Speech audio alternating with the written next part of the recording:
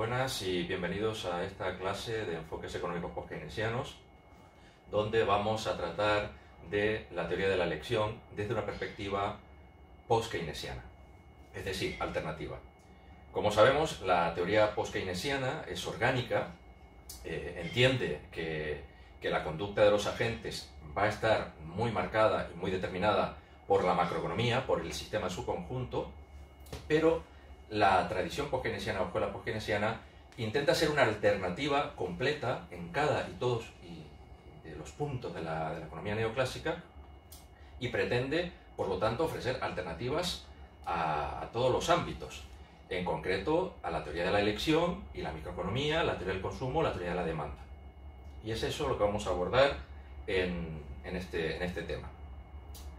Como veis en esta diapositiva, vamos a usar dos libros, aparte del de Marc Lavoie, de Nuevos Fundamentos en la Economía Post-keynesiana, como referencias.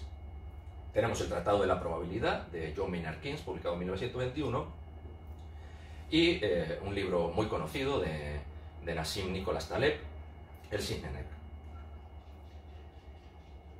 Marc Lavoie, en su libro New Foundations for Post-Keynesian Economics, introduce este tema de la incertidumbre post-keynesiana a través de unas palabras y un esquema de clasificación de nuestra ignorancia, de nuestro conocimiento que propone Ronald Rumsfeld, el antiguo secretario de Defensa de Estados Unidos que participó en la guerra de Irak, que nos dice que realmente a él, en los informes que necesita, lo que más le interesa son aquellos sucesos que no han sucedido.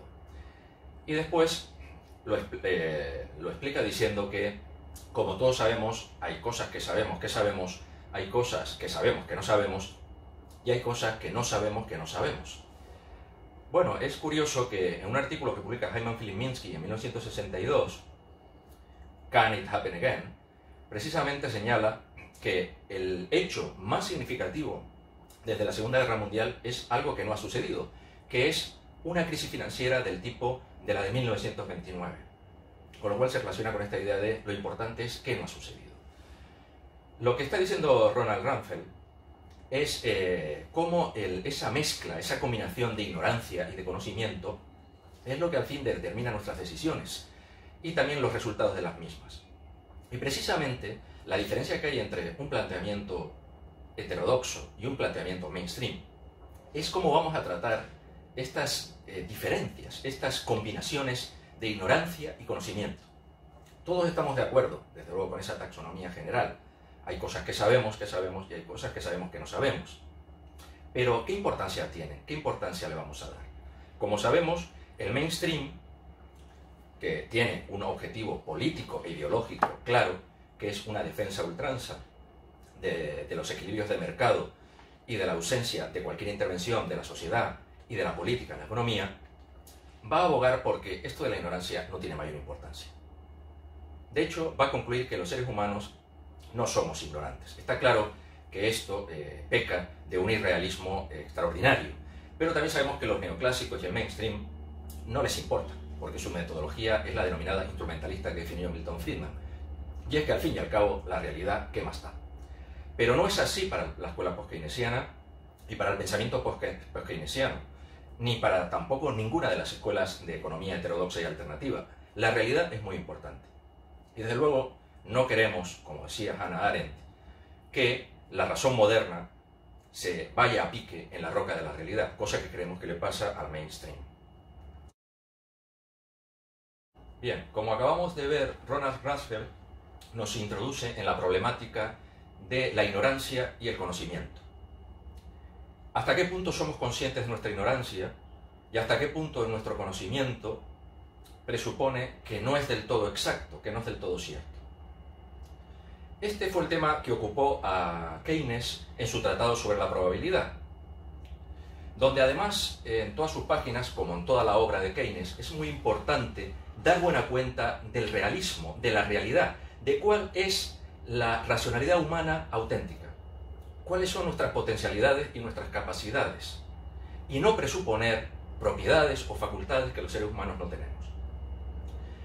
Además, el asunto de la probabilidad desde la perspectiva lógica, no matemática, que es la que plantea Keynes en el Tratado sobre la Probabilidad, presupone unas proposiciones secundarias. Presupone que tenemos capacidad lógica de deducir con cierto grado de confianza a partir de un conocimiento directo. Aquello que sabemos, que para Keynes son tres tipos de cosas: la experiencia, el entendimiento, las teorías, los conceptos que sabemos, y la percepción, los hechos, la evidencia.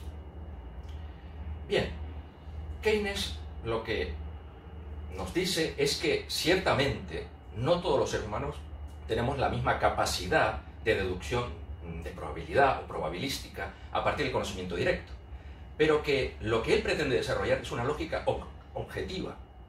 Es decir, que una vez que sabemos lo que tenemos, el conocimiento directo y nuestra capacidad lógica, el grado de probabilidad que otorgamos no es una cosa caprichosa, es una cosa racional. Y por eso él habla de creencia racional y creencia no racional.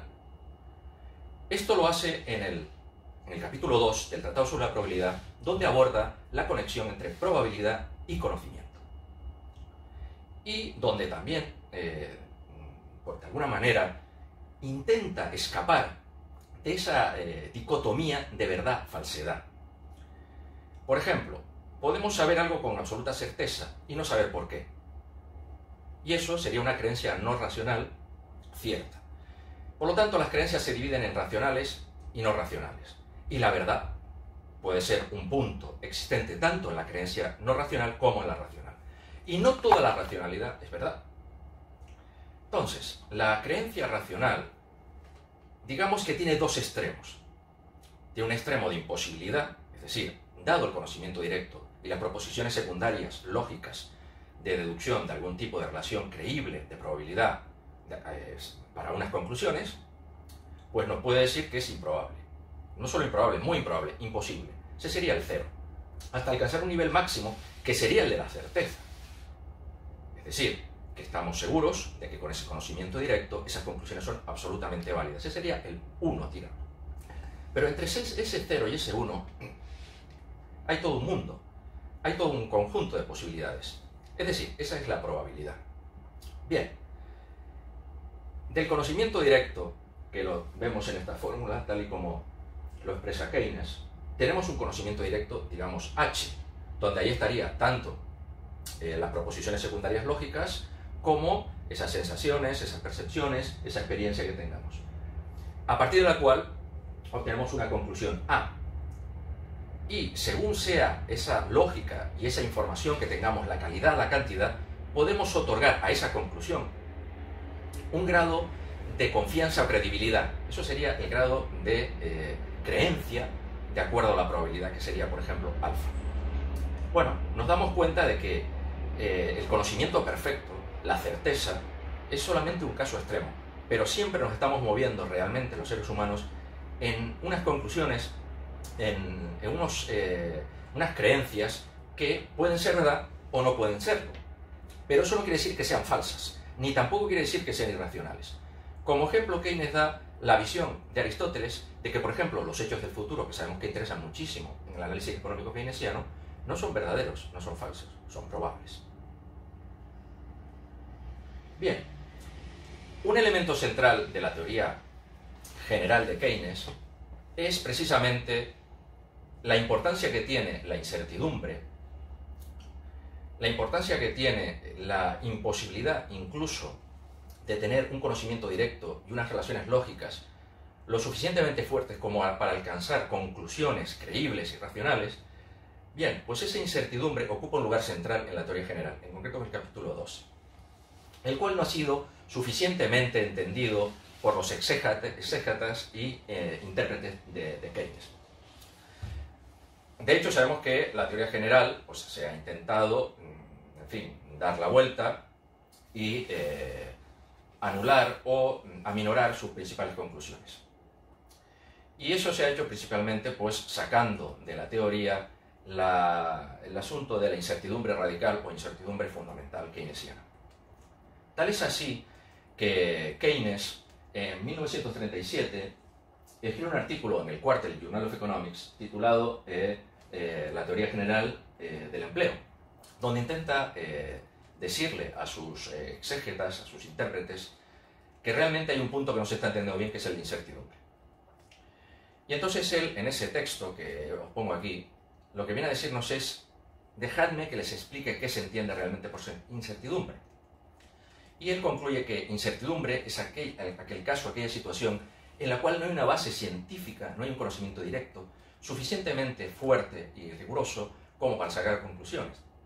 Y eso, por ejemplo, afecta a todo lo que es la inversión, lo que es las decisiones de demanda de dinero, lo cual va a tener unas consecuencias importantes sobre la situación final alcanzada por el sistema económico, y en concreto por la posibilidad de que el sistema económico pueda alcanzar un denominado un equilibrio con desempleo de trabajo involuntario. Bueno, recordemos en este sentido qué es lo que Keynes dijo que para él no es realmente incertidumbre, porque aquí siempre hay una disputa, hay un conflicto entre qué se quiere entender por realmente incierto y qué es solamente ligeramente incierto o incluso probable. Bueno, él señala claramente, por ejemplo, el juego de la ruleta, el casino. Eso es riesgo, eso realmente no es incertidumbre radical keynesiana. Incluso saber cuándo uno se puede morir, la expectativa de vida, pues tampoco considera que esa conclusión sea incertidumbre en el sentido estricto que él quiere darle al término. Por ejemplo, incluso el tiempo. Voy a salir de mi casa, cojo el paraguas, no lo cojo, va a llover, no va a llover. Ni siquiera esa circunstancia es incierta. Dicho de otra manera, tampoco es cierta, no está en el 1, pero sí que existe esa posibilidad de que la conclusión alcanzada le demos un grado de credibilidad entre 0 y 1. Incluso la amortización de un bono de guerra. Bueno, recordemos que cuando se está escribiendo este artículo y la teoría general, Europa se encuentra en un periodo de entreguerras, entre la Primera Guerra Mundial, que acaba en 1919, y la Segunda Guerra Mundial, que va a comenzar. Por lo tanto, se está financiando el esfuerzo bélico, el gasto armamentístico de las potencias europeas, y hay mucha emisión de deuda por esta razón, que es los llamados en Inglaterra los bonos de la victoria. Bueno, pues incluso la amortización de los bonos de guerra para Keynes, ¿cuándo se van a amortizar? No es realmente un conocimiento incierto. Entonces él da unos ejemplos de aquellas preguntas o aquellas cuestiones que nos podrían abordar, que nos podrían angustiar y que realmente no hay una base para darle una respuesta racionalmente creíble, racionalmente con un grado de probabilidad suficiente o alentador, podríamos decir. Y entonces él da los siguientes ejemplos. Por ejemplo, en 1937, ¿cuándo va a estallar una guerra en Europa? ¿O va a estallar la guerra en Europa? Bueno, ahora a posteriori sabemos que la guerra estalló, como pone esta foto, o se muestra en esta foto, con la entrada del ejército alemán en Polonia en 1939, donde vemos a unos soldados rompiendo esa barrera fronteriza. Bueno, pero en el año 37 no es tan sencillo. ¿Sobre qué? ¿Sobre qué conocimiento directo, sobre qué reglas lógicas de probabilidad podemos en el año 37 asegurar que la guerra va a estallar o la fecha en la que va a estallar? Da otros ejemplos. ¿Podemos saber cuál es el precio del cobre o el tipo de interés dentro de 20 años? Si hay un invento o estamos haciendo una inversión en una nueva tecnología, ¿sabremos cuándo esta tecnología va a ser obsoleta y va a ser sustituida por un nuevo descubrimiento? O, por ejemplo, ¿cuál es la posición de las diferentes familias o cuál va a ser la distribución de la renta dentro de 50 años? Lo que viene a decir Keynes es sobre cualquiera de estos asuntos, claramente no sabemos. Ni hay un grado de probabilidad. Y sin embargo hay que tomar decisiones.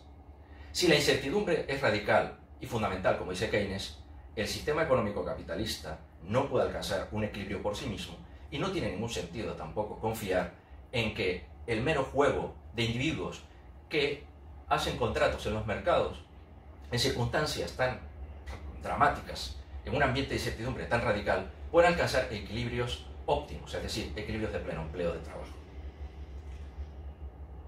Bueno, para abordar este asunto muchas veces se toma una posición de juego, de apuesta. Y también es muy importante para el economista averiguar qué va a pasar en el futuro, por ejemplo, para especular en bolsa. Porque al fin y al cabo, las ganancias que uno pueda tener al invertir es un asunto relativo. Todo depende de dónde esté el precio mañana. Por ejemplo, aquí vemos un gráfico arriba a la izquierda que nos va indicando cuál es la evolución de las cotizaciones de un precio. Que yo compre barato o compre caro y pueda hacer una ganancia, todo dependerá si el precio va a bajar o el precio va a subir. Y aquí aparece un asunto importante, y es si tenemos información desde el pasado para averiguar el futuro. Bueno, este sería todo. Esto sería pues pensar si el mundo en el que vivimos es un mundo que nos puede estar dando una información para el futuro con los datos que ya tenemos en el pasado. Este es el supuesto básico que subyace a toda la teoría de series temporales y econometría convencional.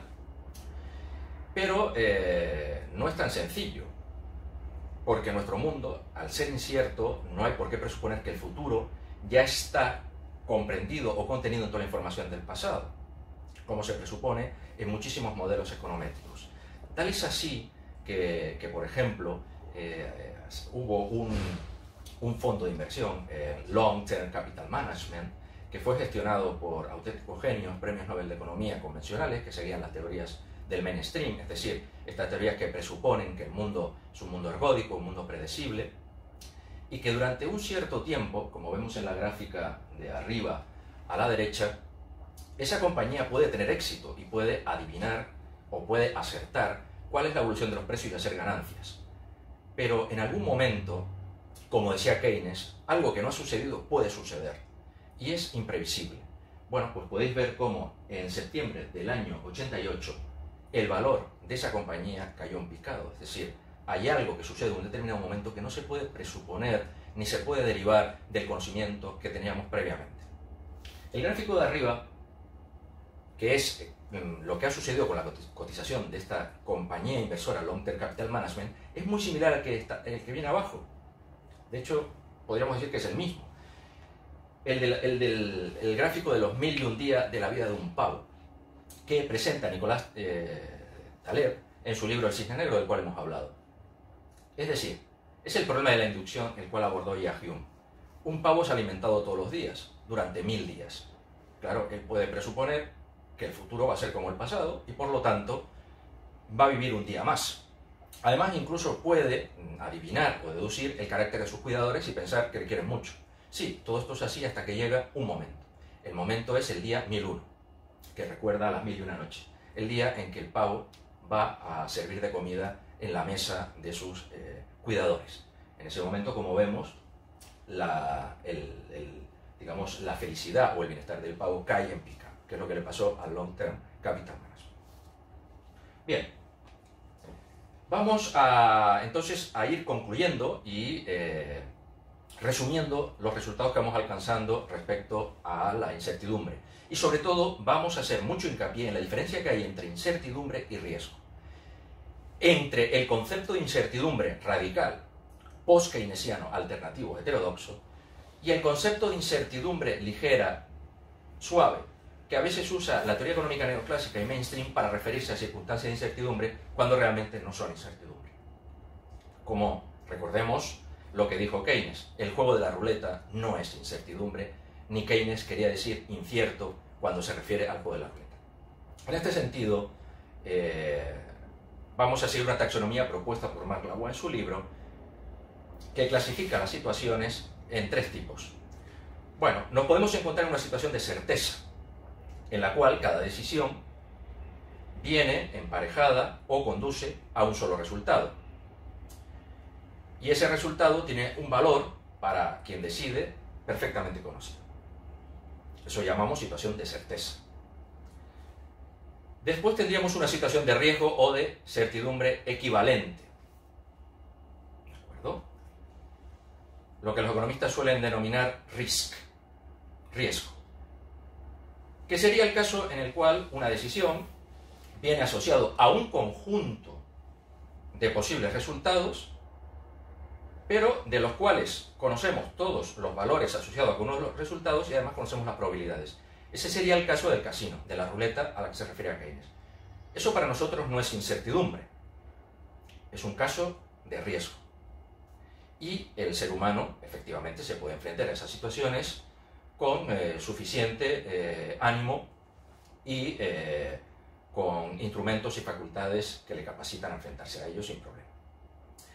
Pero nos adentramos en el territorio de las incertidumbres desde el momento en que podemos hallarnos en una situación en la cual bien puede pasar que las decisiones que tomamos, ese conjunto de resultados asociados a cada una de las decisiones, por ejemplo, desconozcamos cuáles son los valores correspondientes a cada uno de esos posibles resultados asociados a su vez a una decisión. No lo sabemos. Puede pasar también que desconozcamos las probabilidades de cada uno de esos resultados.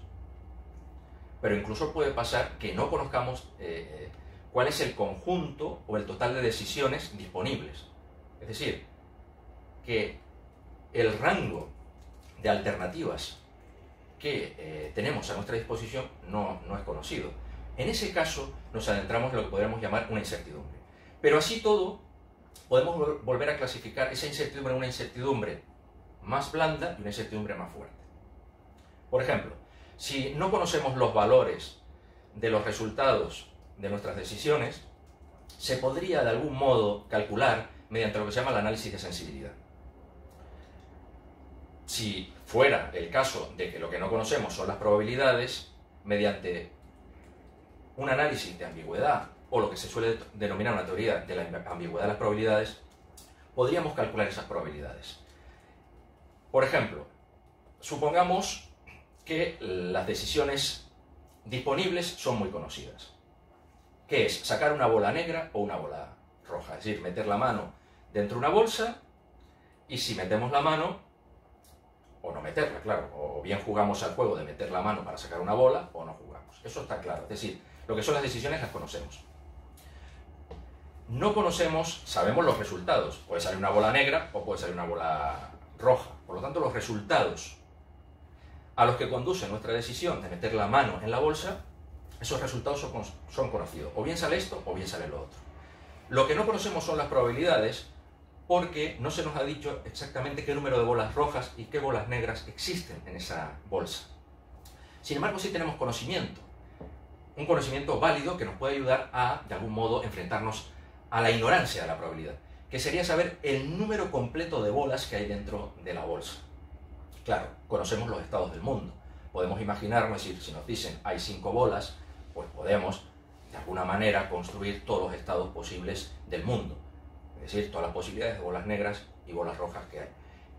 Y mediante ese mecanismo podríamos llegar a concluir algún tipo de probabilidad y hacer algún tipo de cálculo.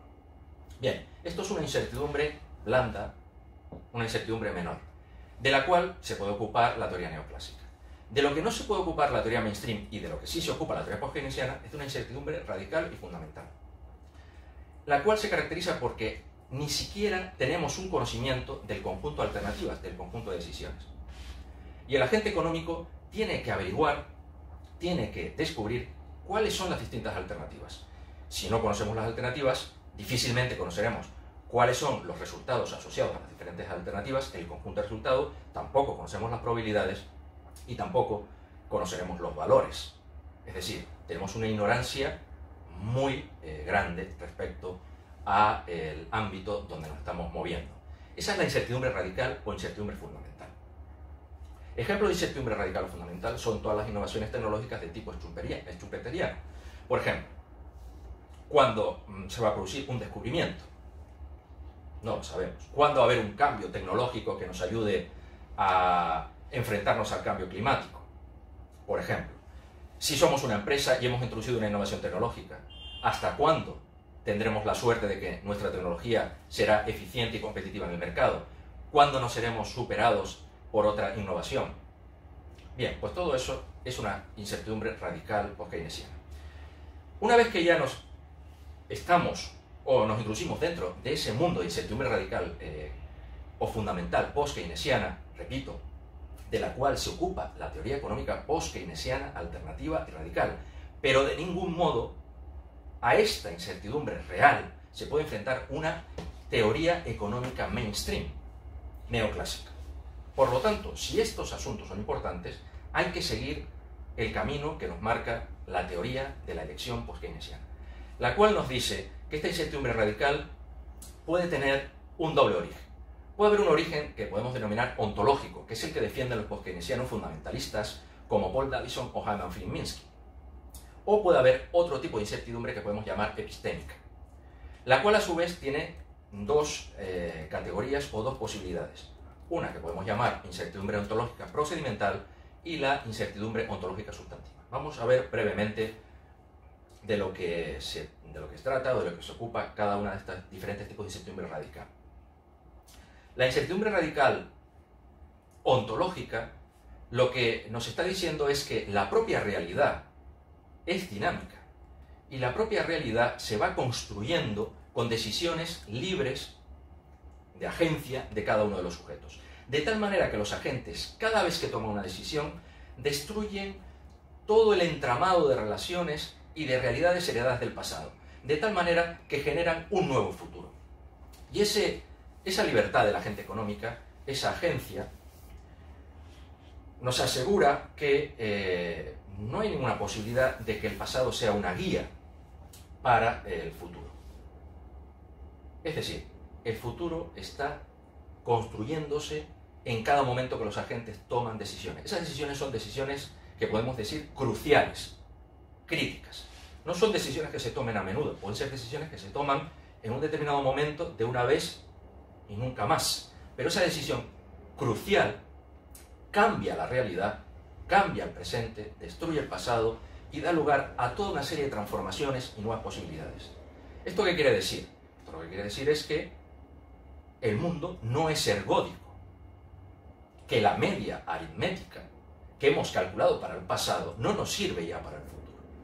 Bueno, pues esto es un ataque muy potente contra todas estas escuelas, como las expectativas racionales, que presuponen que el agente económico conoce un modelo, el modelo donde vive, y se ajusta a él, cuando realmente lo que presupone es que el agente económico no desconoce el modelo porque el modelo se está construyendo y las decisiones están afectando. Esa sería una visión de incertidumbre radical ontológica. La incertidumbre epistémica hace más referencia a lo que Keynes trató en el Tratado sobre la Probabilidad, al cual nos hemos referido en 1921, y es el problema de nuestras facultades, de nuestras capacidades. Por un lado, lo que nos encontramos es con un problema de capacidad y facultad, porque a lo mejor las relaciones lógicas, las facultades, las proposiciones secundarias de las que hablaba Keynes, son de tal complejidad que no las tenemos. Ahí había una incertidumbre epistémica procedimental. No tenemos tiempo, no tenemos energía suficiente para procesar tal cantidad de información. Bueno, pensar por ejemplo en Reuters, ¿no? En todos los que están invirtiendo en bolsa y compran, porque claro, la información en el mundo neoclásico es gratis, pero en la realidad la información, el disponer de conocimiento directo que luego tengamos que procesar para obtener un conocimiento indirecto, es decir, unas conclusiones sobre la realidad y sacar una serie de, o tomar una serie de decisiones con ese conocimiento indirecto, pues como sabemos no es gratis. Por ejemplo, quien especula en bolsa pues tiene que desembolsar unas sumas muy elevadas a compañías que precisamente se dedican a proveer de esa información a los especuladores. Puede costar decenas de miles de euros al mes. Bueno, pues la cantidad de información que se le está dando al sujeto es enorme, de tipos de interés, de bolsa, de empleo, etc. Bien, pues procesar toda esa información mediante un modelo teórico pues no es nada sencillo y puede ser que no tengamos las facultades. Bien, existe otro problema que sería la epistémica sustantiva, que tiene que ver un poco más con la calidad de información que estamos manejando. Es decir, que puede suceder que esa H, ese conjunto de conocimiento directo, de proposiciones lógicas que usamos para obtener unas conclusiones, es insuficiente. Y no solo insuficiente, sino que a lo mejor no nos fiamos suficientemente.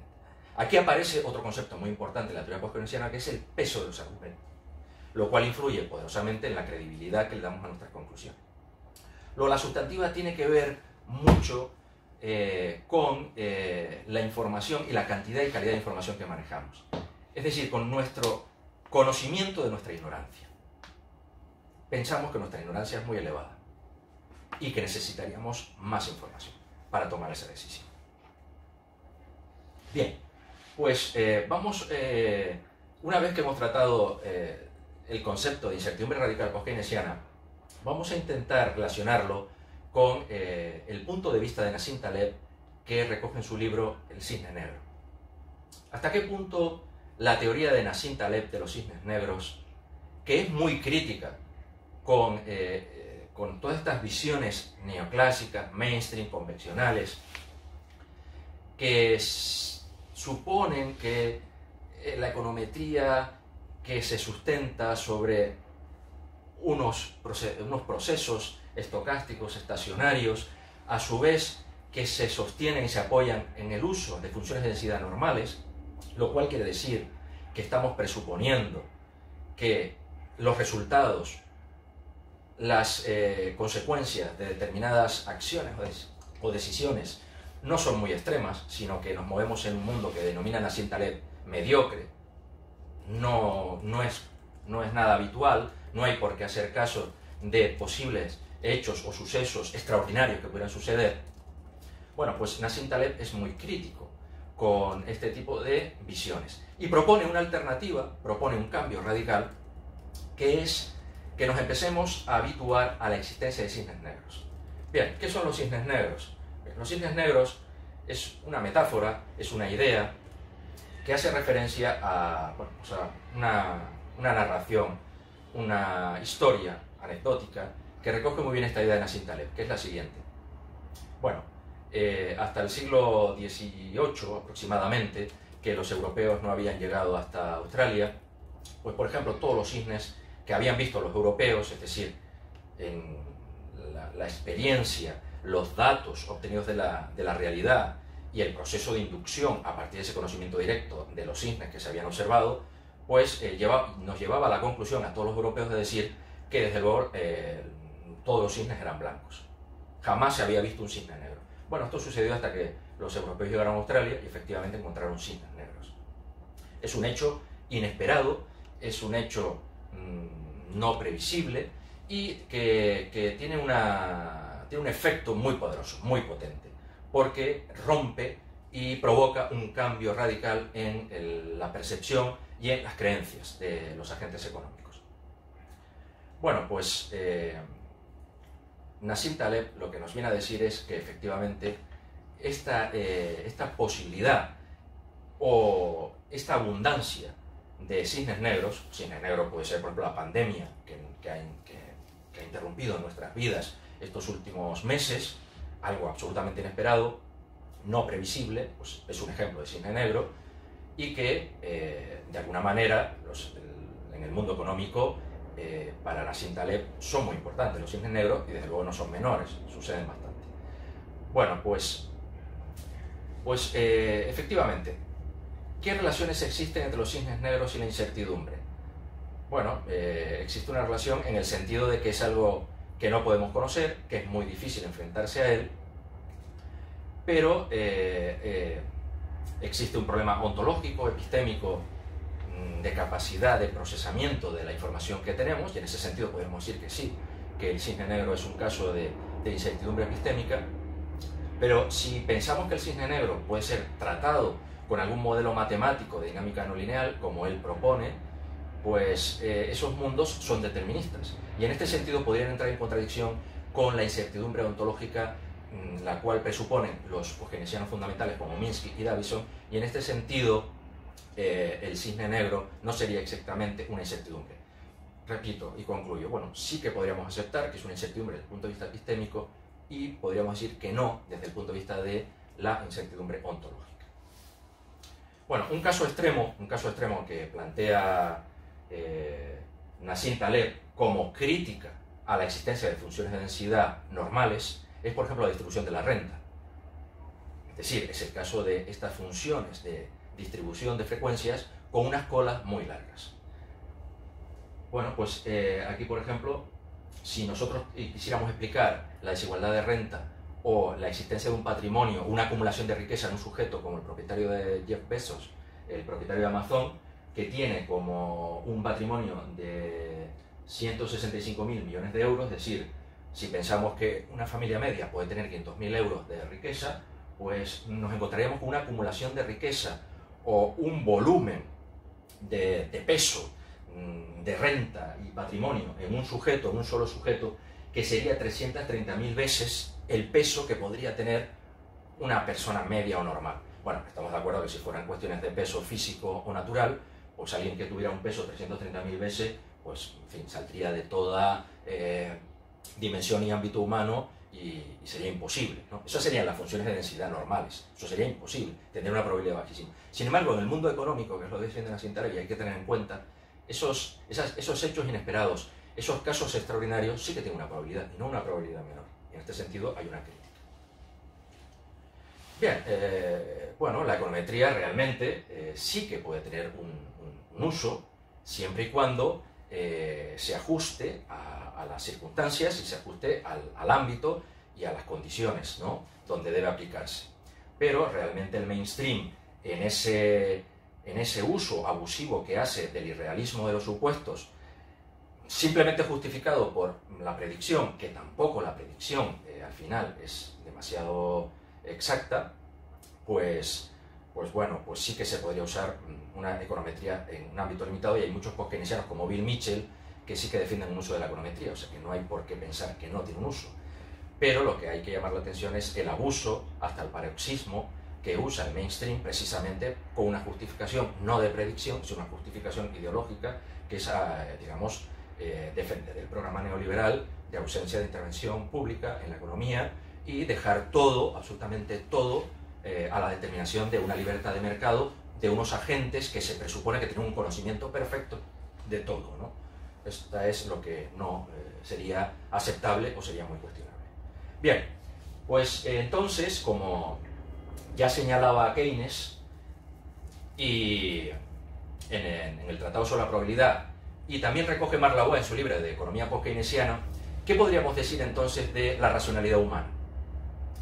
¿Qué podríamos presuponer de las facultades que los seres humanos tienen precisamente para obtener conocimiento, para lidiar con esta mezcla de ignorancia y conocimiento? Porque las dos cosas van a ir juntas, no podemos separar, no todo es ignorancia, no todo es conocimiento.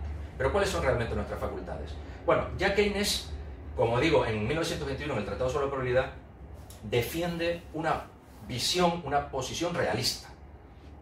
Tenemos que saber realmente cuáles son las facultades del ser humano, las reales, no las inventadas o las que podamos imaginar. Y esto lo que significa es que la racionalidad humana es una racionalidad verdadera y una racionalidad justificada, siempre y cuando sea acorde con el ámbito donde esa racionalidad se está desarrollando, o para el ámbito que esa racionalidad se está ejecutando o aplicando, ¿no? Es decir, dicho de otra manera, la racionalidad humana no puede ser independiente del medio ambiente donde nos encontramos. Y por lo tanto, si el medio donde nos encontramos es un medio de incertidumbre radical, la racionalidad, la razón humana, se tiene que adecuar a ese medio de incertidumbre radical. Bien, pues vamos entonces a hacer una taxonomía de acuerdo a la que presenta Marc Lavoie en el libro de Nuevos Fundamentos de la Economía Post-Keynesiana, que clasifica los diferentes tipos de racionalidad que han contemplado hasta ahora las teorías económicas o los modelos económicos en 4 tipos.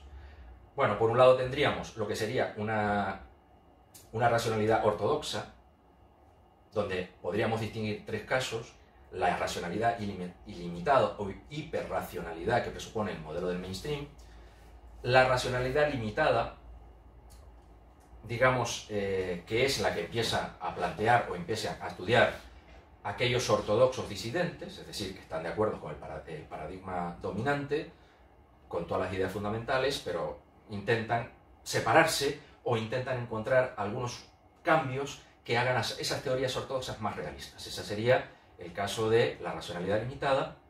Y después hay disidencia ortodoxa, sobre todo desarrollada por la escuela del Behavioral Economics y las teorías psicológicas de Kahneman y Tversky, que lo que van es, digamos, realizando experimentos sobre la racionalidad humana y van desvelando que esa racionalidad real humana muchas veces no se ajusta al modelo de racionalidad perfecta presupuesto por los teóricos.